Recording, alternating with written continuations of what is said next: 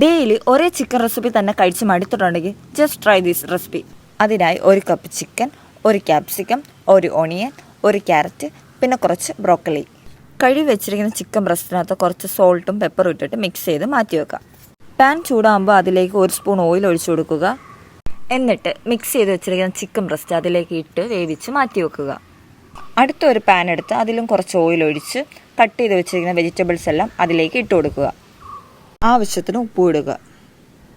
Broccoli already ഞാൻ വേവിച്ച് വെച്ചിട്ടാണ് ഇതിലേക്ക് ഇട്ട് കൊടുക്കുന്നത്. എന്നിട്ട് അതിലേക്ക് 1 എഗ്ഗ് പൊട്ടിച്ചൊഴിക്കുക. എന്നിട്ട് അതിലേക്ക് കുറച്ച് ചാറ്റ് മസാല, കുറച്ച് പെപ്പർ ആഡ് ചെയ്ത് കൊടുക്കുക. ലാസ്റ്റ് ഇതിലേക്ക് നമ്മൾ ആദ്യം വേവിച്ച് വെച്ച ചിക്കൻ ബ്രസ്റ്റ് ആഡ് ചെയ്ത് കൊടുക്കുക. എന്നിട്ട് ഇതെല്ലാം കൂടി മിക്സ് ചെയ്ത് 1 മിനിറ്റ് അടച്ചു വെച്ച് വേവിക്കുക. അപ്പോൾ നമ്മുടെ healthy high protein chicken recipe ready ആയിട്ടുണ്ട്.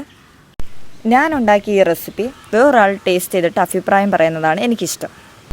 ഹേയ് മാസ്റ്റർ, ഇതൊന്ന് കഴിച്ച് നോക്കിയിട്ട് എങ്ങനെ ഉണ്ടെന്ന് പറയൂ.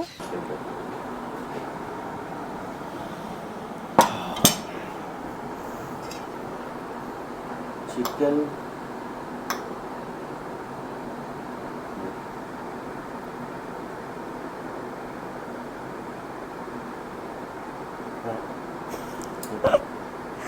അപ്പോൾ അത്രേ ഉള്ളൂ. Bye bye.